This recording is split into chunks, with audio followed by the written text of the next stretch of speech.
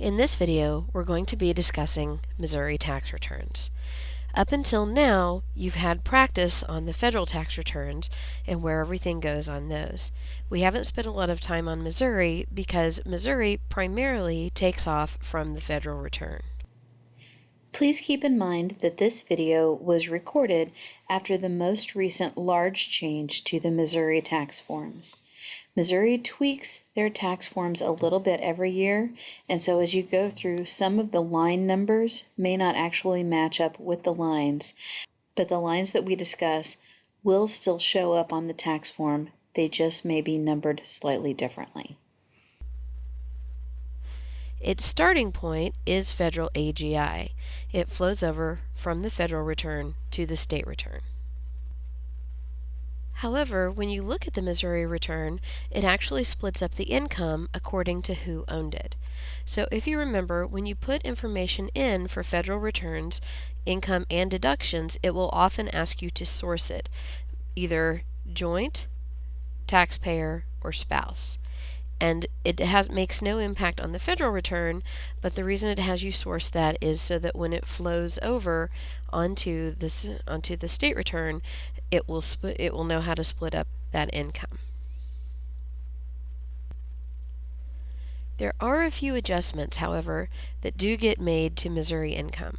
We don't see a lot of these in VITA, but I need to make you aware of what they are, just in case you have somebody who would have these. For Missouri returns, there is something called a Form MOA, which is kind of like a Schedule A on the federal Form 1040.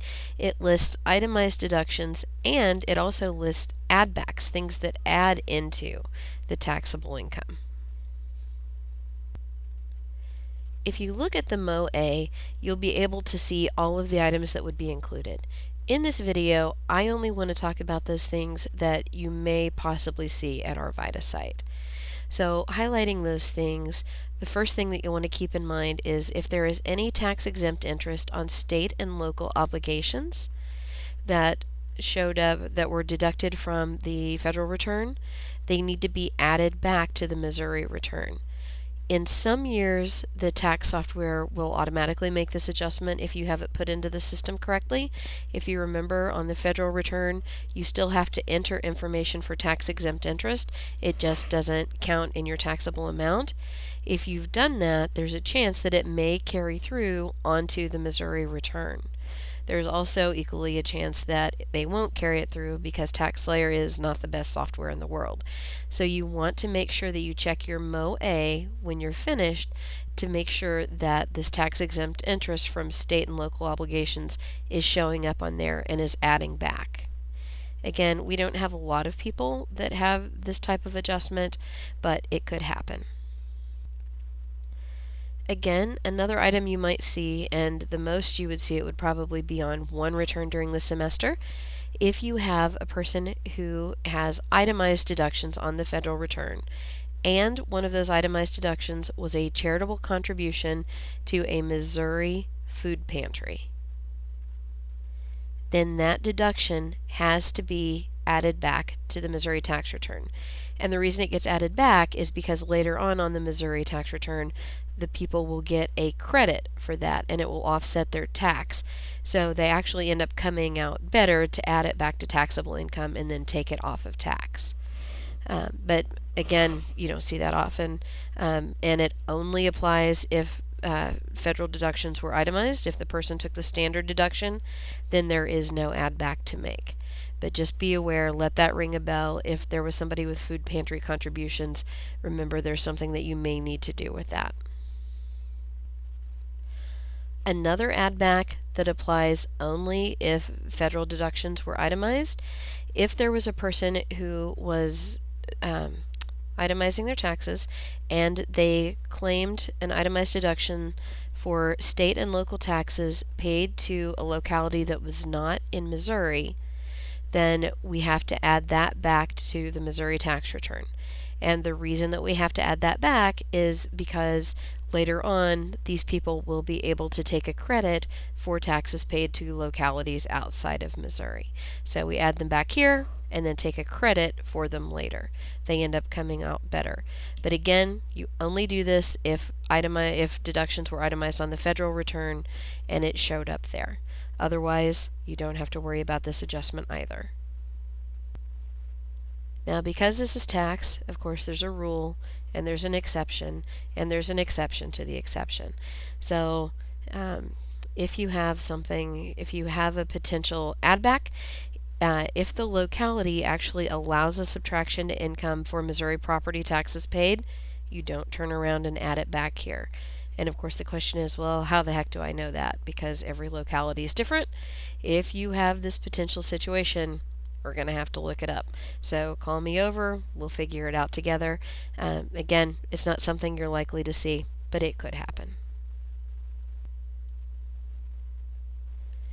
Then there are additional adjustments on the MOA, and these are subtractions. And again, there are more subtractions than what we are going to cover, but I only want to talk about the ones that could possibly pop up at our VITA site. The first one is interest from federal bonds that was taxable on the federal return. So if a person had a brokerage statement, that's usually where this shows up, and on the brokerage statement there were federal bonds that were held, and for some reason they were taxable. If they were taxable on the federal return, you get to turn around and take a subtraction here. I don't think that the software automatically does this for you, so you have to remember to check. Another item that's going to be a subtraction that is much more likely to show up is if you had a taxpayer who had a taxable state income tax refund. If it was included in federal AGI, then you get to turn around and subtract it out of the Missouri AGI. Remember, state income tax refunds are only taxable to a person on a federal return if they itemized in a prior year. So you might see this some, you're not going to see it a lot, but it could happen. I do believe that this is an automatic carry, but again, always check the Missouri return to see that it's showing up there. If you had a taxpayer who had railroad retirement that was taxable on the federal return, then that should be deductible for the taxpayer on line 4, actually on the MOA, and then it carries up to the line 4. Also, some military pay can be deducted, but we don't do military tax returns at our site, so that's a non-issue for you. A couple of other subtractions. If we have somebody who had qualified health insurance premiums and they were not deducted on the federal Schedule A, then we get to take a deduction for those on the Missouri return. And of course, the reason that they wouldn't be deductible on the federal return would be if we have somebody who took the standard deduction rather than itemizing. So if they didn't get to take a deduction for them on the federal return, then they get to take a deduction for them on Missouri. I suppose it could also happen if somebody was filing itemized but they didn't have enough medical expenses to exceed 7.5% of AGI, in which case they're not really deducted on the federal return. Again, we can deduct them there on Missouri. Another item that we have would be home energy audit expenses.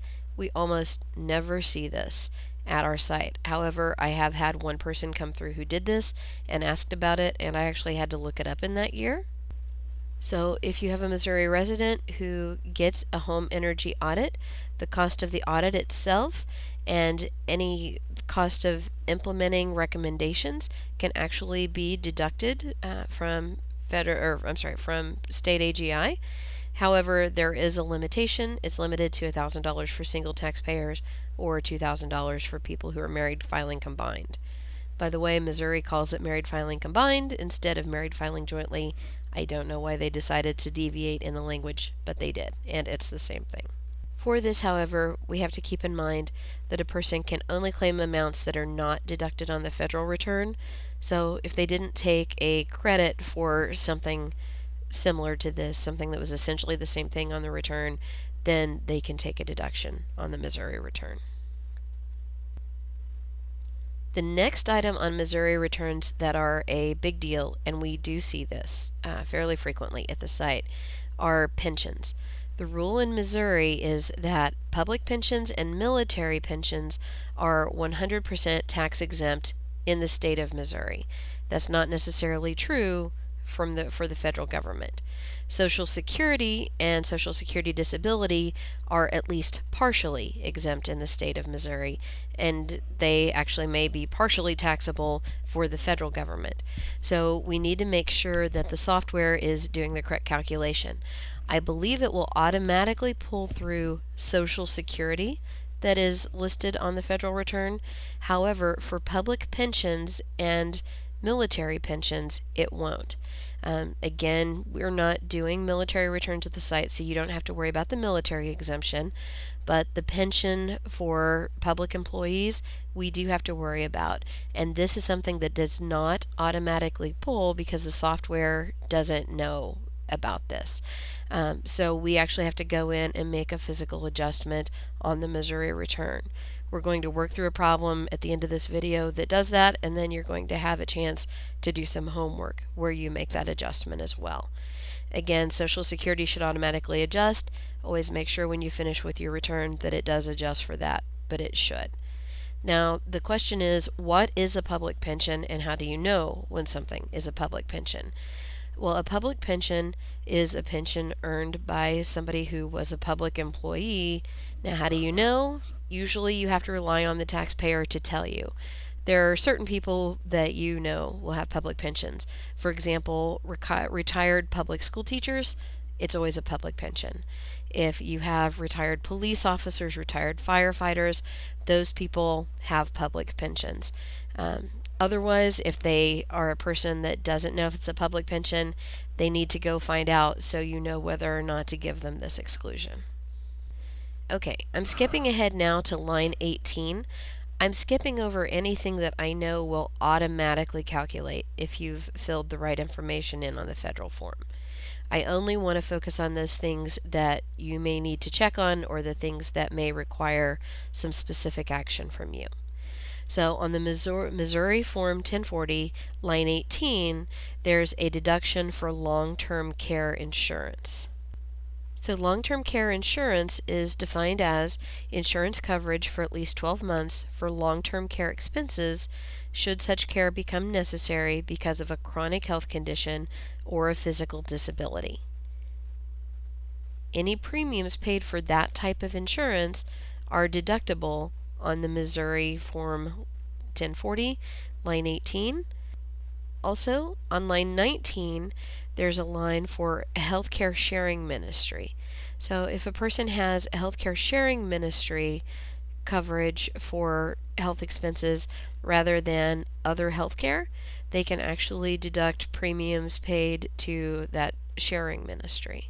This is an up-and-coming thing. I've only seen it once on a tax return, and it was in private practice. It was not actually at our VITA clinic, so I'm not sure how much we'll see it, but I do know that you need to be aware that it's there. Also, keep in mind that this deduction only applies if a person didn't take a deduction for it from their federal taxable income, so it can't have been included as an itemized deduction. Next, I want to skip down to line 29. It's called the resident credit. We do see this periodically at our site. We probably see this in 10 returns out of 300 or 400 that we do in any given season. So there is a chance that you may have somebody who has this issue. If you have a person who was a full-year Missouri resident, but they paid taxes to another state or to another locality, they actually can take a credit against their Missouri taxes paid.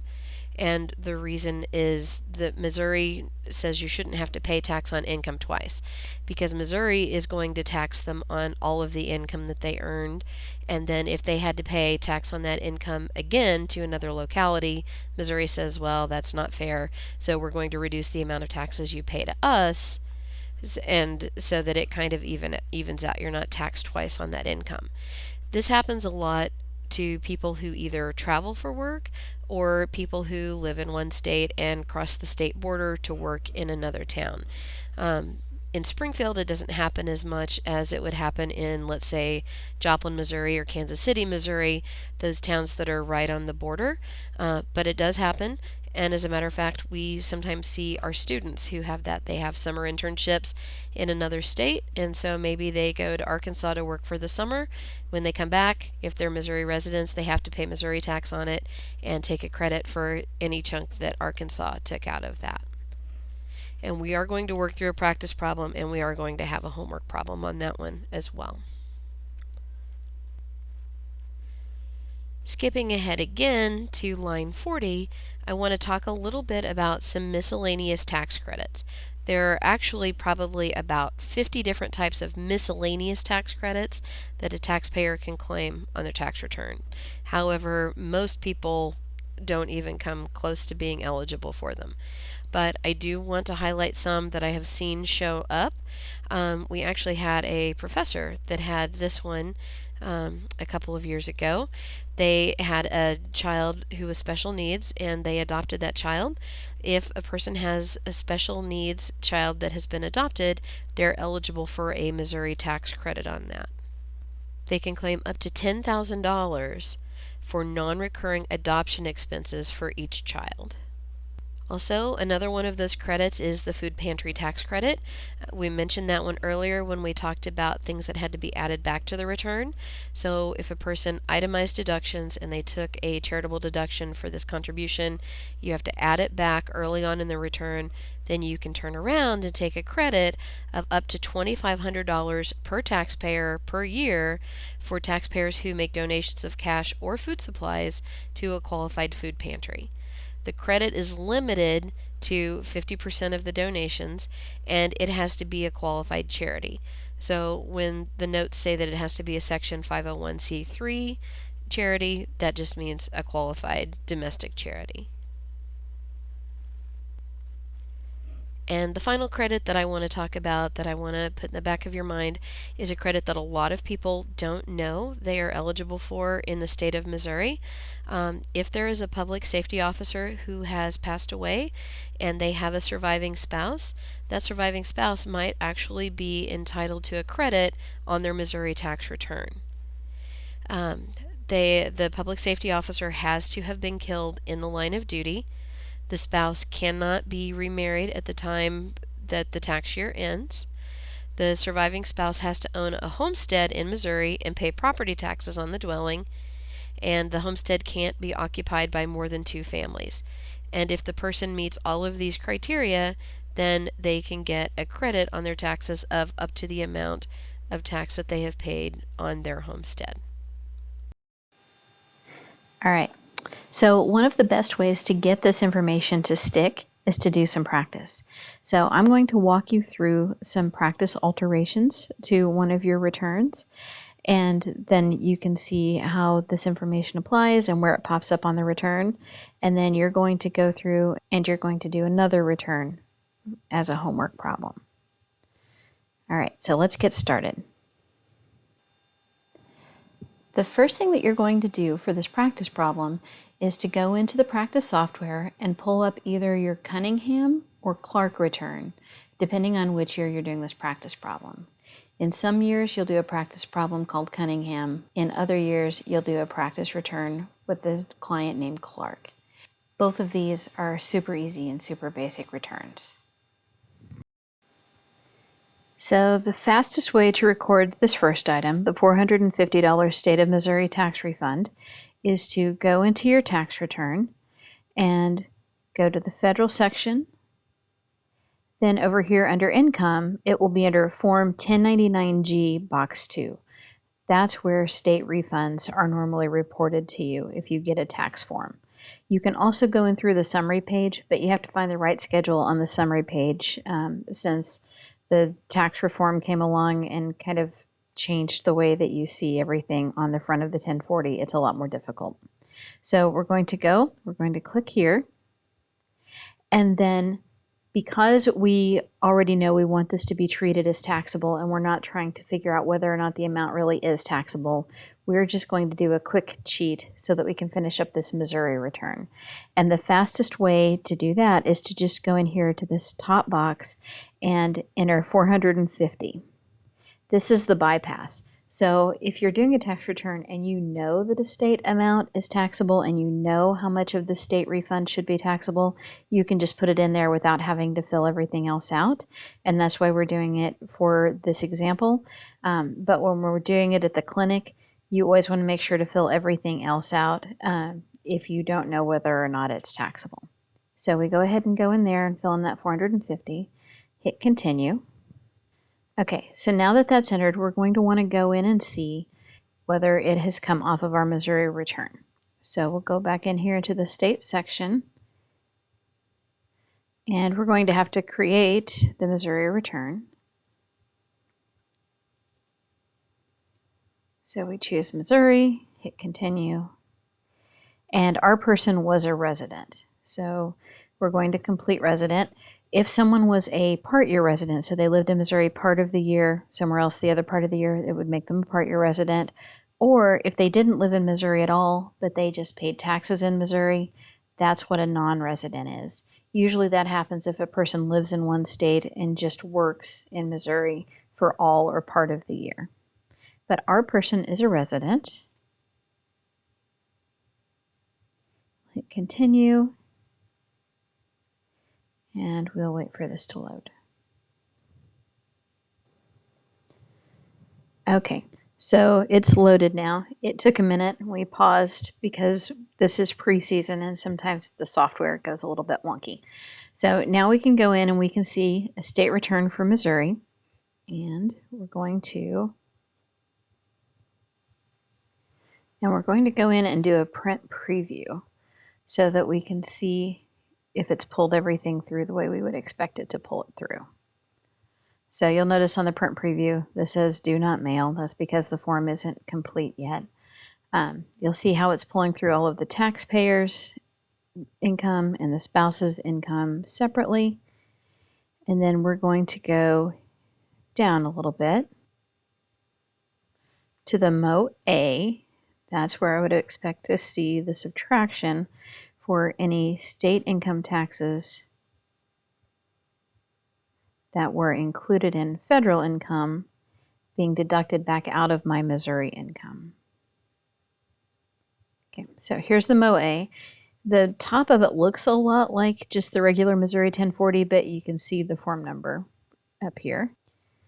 Okay, so we'll scroll down here, and you see where it says any state income tax refund included in federal AGI. And it seems a little weird to me. I'm thinking, okay, why is it saying 225?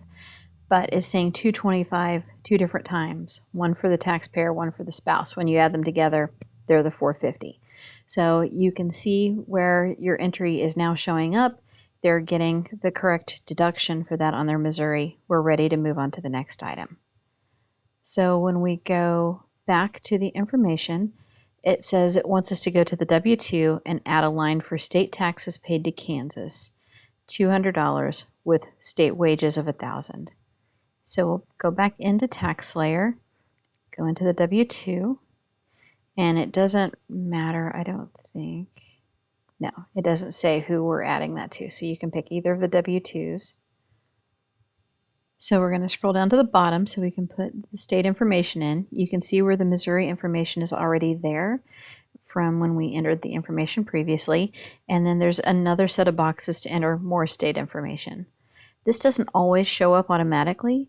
And so if you don't see it, just click the Add State button and it will come up with another set of boxes for more state information. We said we were going to add Kansas. And then for the state EIN, we won't put in the same EIN from Missouri because the EIN is never the same from state to state. And when you enter W-2s that have multiple states on it, you'll notice that. So I'm just going to put all 9s in here for right now as a placeholder. And then it says state wages were $1,000 and the taxes were $200. Okay. And you're only going to fill in the local boxes if there are local sums filled in on the W-2. Some cities or counties will actually charge tax. Bigger cities like Kansas City, Chicago, St. Louis, they usually charge an income tax, and the citizens that live there have to fill out tax returns for those localities as well. However, we don't have that issue. We just have a second state right here. So we're going to continue. It says your total state wages is greater than the amount of your federal wages. Generally, the total amounts entered in boxes 16 should not be greater than the amounts entered in box 1 of W-2. So if you actually got a message like that, you would probably ask the taxpayer if they're sure about it, or you would ask Dr. Kasi, because usually that's true. Generally, what happens is that a person earns a certain amount of wages and the total wages are reported for the federal return, and then they get split out amongst the states based on where they were earned. But again, it's a technicality we're going to skip over for the purpose of what we're doing here. Okay, going back to the instructions, it says we're going to enter the 1099-R that we see on this page. So let's go do that.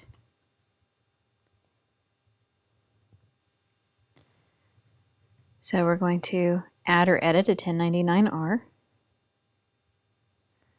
And it doesn't say who it's for, I don't think. Let's see. Nope, it doesn't.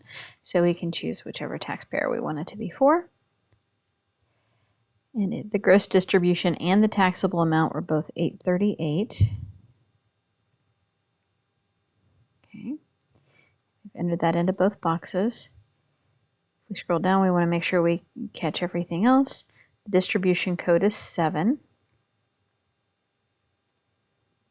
which means it's a normal distribution.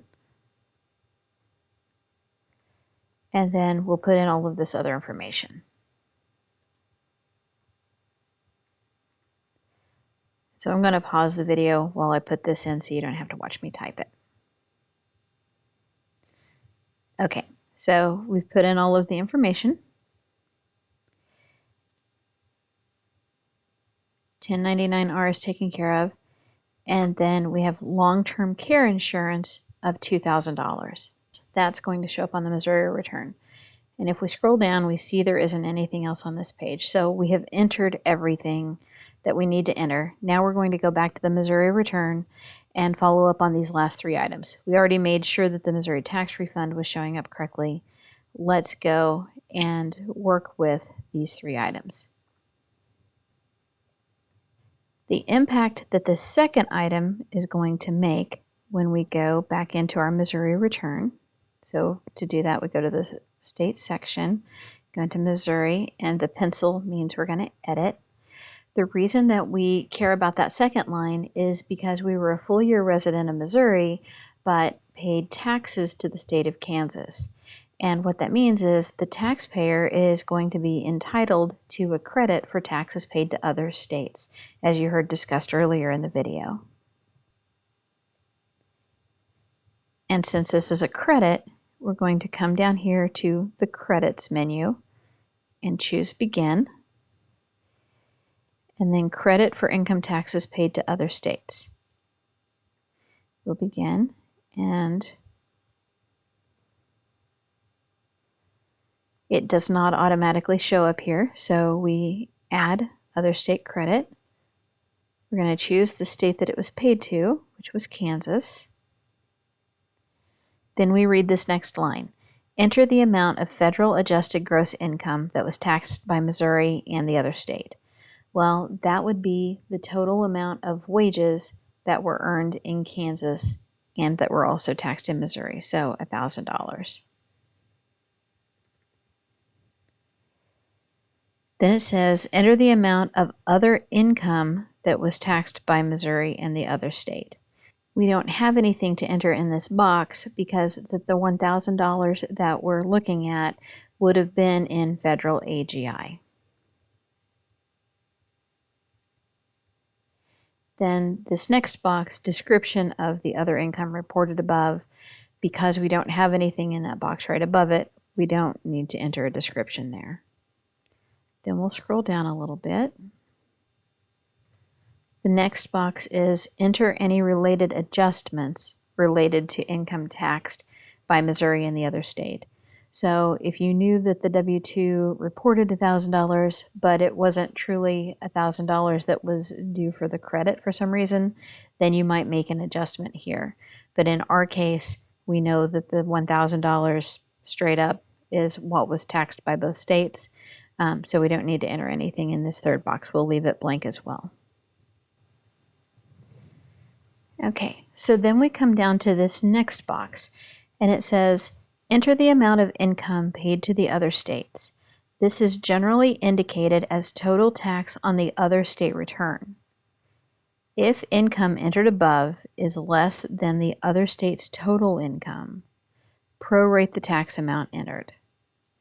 Do not enter your other state withholding shown on your W-2 or other reporting form. So the important takeaways here are that you need to do a Kansas income tax return for the other state, and then you'll figure out what tax they say is due based on that income. That's the amount you'll enter in this box.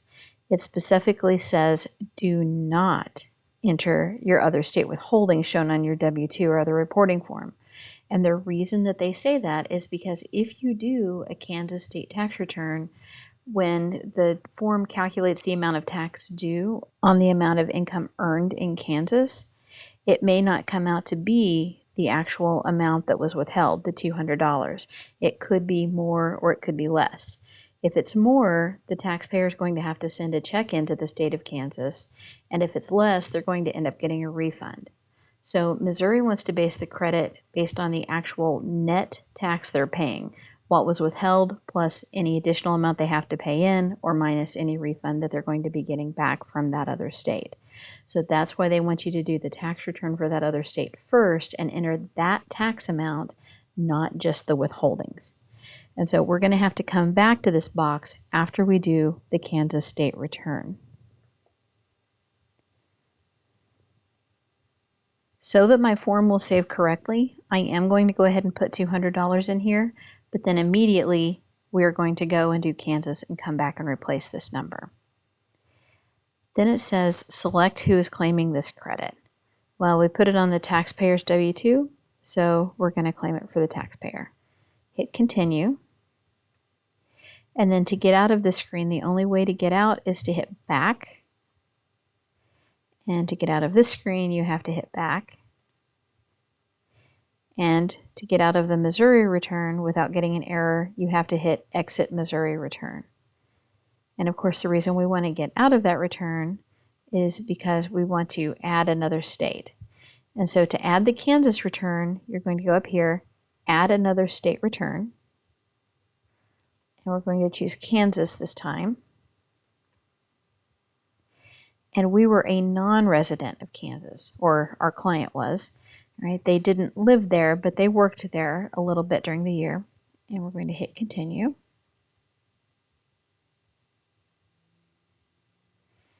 And we're going to wait a moment for it to generate that Kansas return.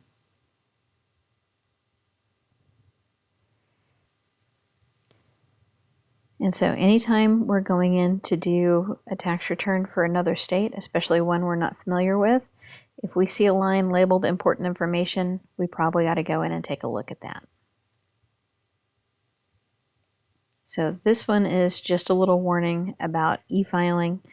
And so we can go back. We don't really need to spend any time on that. Then we're going to go into basic information, and we'll answer the questions on here. Were you engaged in commercial farming or fishing? No. Were you totally and permanently disabled or blind? No.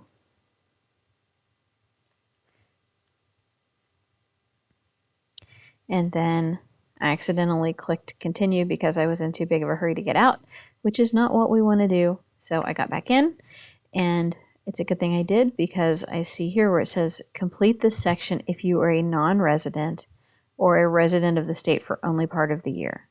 Well, we were a non-resident, so we're going to hit begin.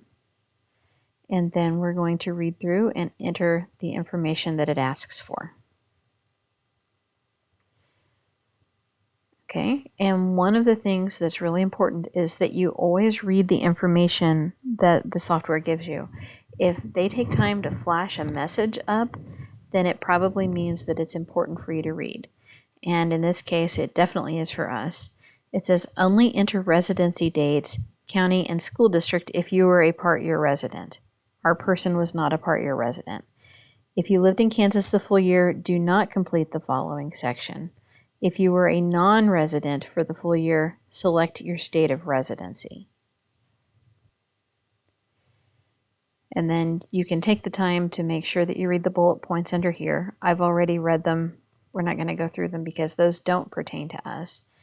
So I'm going to scroll down, and we want to enter the state of legal residence. That's the only thing it wants from us because we don't live in Kansas and the taxpayer didn't live there any part of the year. So hit continue. Now I can hit continue again. And we don't have anything special to do for the Kansas return because we're just reporting that little bit of income that we earned there. And we can exit our Kansas return.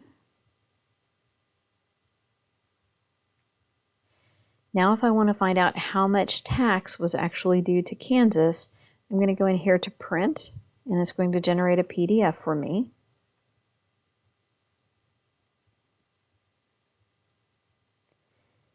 And every state has different forms, so you have to get used to reading them, or at least be able to search out what it is that you're looking for. We're going to eyeball this return to make sure everything looks right. And so when we look through this Kansas return, it might look a little bit funky to you, and you might be concerned that they're going to tax the person on too much, because it starts with their federal AGI, which is almost $70,000, and they didn't earn that much that should be taxed to Kansas. But as you walk through there, you see their federal AGI, you subtract out the $450, which was a state income tax refund that we just entered not long ago. And this brings you down to your Kansas AGI, and then they take out standard deductions and an exemption allowance, gets you total deductions, and then when it subtracts that out, it gets you to taxable income. And you still might be thinking, oh my gosh, almost $55,000 of that is taxable in Kansas, and they calculate tax based on that. But then they take that amount of tax that was calculated and they're multiplying it by what's called the non-resident percentage. And so what Kansas has done is they've taken the amount of income earned in Kansas and divided it by another number to figure out what percentage of that tax is actually due from the individual. So if they had been a resident of Kansas, then there would be no percentage here and 100% of that tax would be due to Kansas. But because they only earned a small portion of it, they're going to take that tax due and multiply it by this amount. So the non-resident tax was $32. However, if you look through here, we see that the person paid $200, right? That's how much was withheld from their wages, and they're getting a refund of $168. Well, Missouri doesn't want to give them a credit of the full $200 worth of tax that was withheld because when the taxpayer files their tax returns, Kansas is going to be sending that taxpayer a check for $168 to even up with them. They only owed $32, they paid $200, they're getting $168 back. So Missouri is only going to want the person to take a credit of $32 because that's the amount of tax total they end up paying after refunds to the state of Kansas. So that being said, we're going to go back into TaxSlayer. Then we're going to go into our Missouri tax return.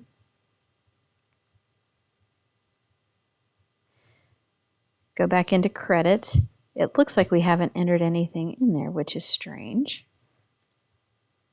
But you can see that it's still in there. So it must be a glitch in the system where it doesn't say edit instead of add. So we're going to go back in and edit. And instead of 200, we should have 32.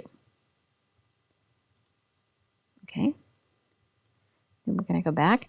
So now we have entered everything that we need to enter for our Missouri property tax credit. And I want to go in and see if that's showing up. So I'm going to go back and exit my Missouri return again. Generate a PDF.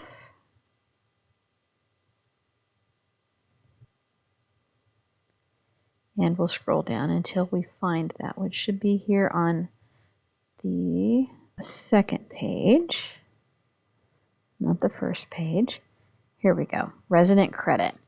Now notice that it only gave credit of $31 instead of the $32. And that's because the software goes through and it does a calculation. And it says, okay, if that income had been taxed in Missouri, what would the Missouri tax on that amount have been? And so they calculate that and they say, okay, that would have been $31. They would have paid $31 on that $1,000 worth of income. And then they compare the Missouri tax of $31 to the Kansas tax of $32. And they give credit for the lower of the two amounts. Okay, so we've seen that credit show up there. Now let's go down to the next item we were going to check on, the 1099-R. That 1099-R that we entered in was from the Teachers Retirement Fund. That's a public pension. That's something else we talked about in this video. So we have to go in and make an adjustment to make sure that they don't get taxed on that income. We're going to go into the Other Deductions section and scroll down to the bottom. Here we see pension, military retirement, and SSA deduction. So the pension, military retirement, and SSA deduction menu has the public pension exclusion. So we put all of that on the taxpayer's income, and we said that was $838. So we're going to put that on that line, and nothing on the spouses because we don't have a public pension for the spouse. Hit continue. Hit continue, and we'll go all the way out of Missouri so we can see if it did what we expected it to do.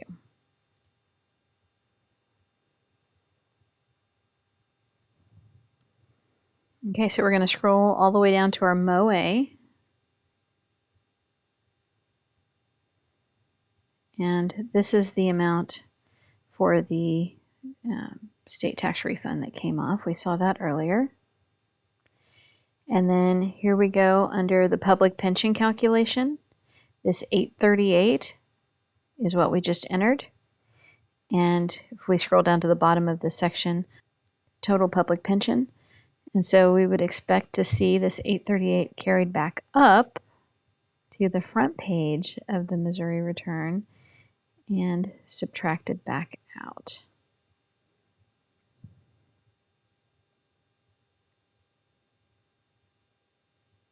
That's right here. Line 8, so it was calculated on the MOA, and then the totals from the MOA flow up to the main tax return. Line 8 reports any pension, Social Security disability, and military exemption. So all of that pension, that $838, is going to be subtracted out. So that is where we expect to see that. Then we had one other item, and it was long-term care insurance of $2,000. So we'll go back into Missouri. And we're going to go back down to other deductions again. And there's a section here for the long-term care insurance deduction. And we're just going to answer the questions here. Was the qualified long-term care insurance coverage for a period of at least 12 months? As far as we know, yes, it was. And then it says, if you did not itemize your deductions on your federal return, enter any long-term care insurance premiums where the coverage was for a period of at least 12 months. And so that was $2,000. And our taxpayer did not itemize their deductions, so we can put that amount in. Then we'll hit continue. And going to hit continue again. We'll exit the Missouri return. And going to go in and take another look at the new PDF one more time and see if we can find where it took that deduction out.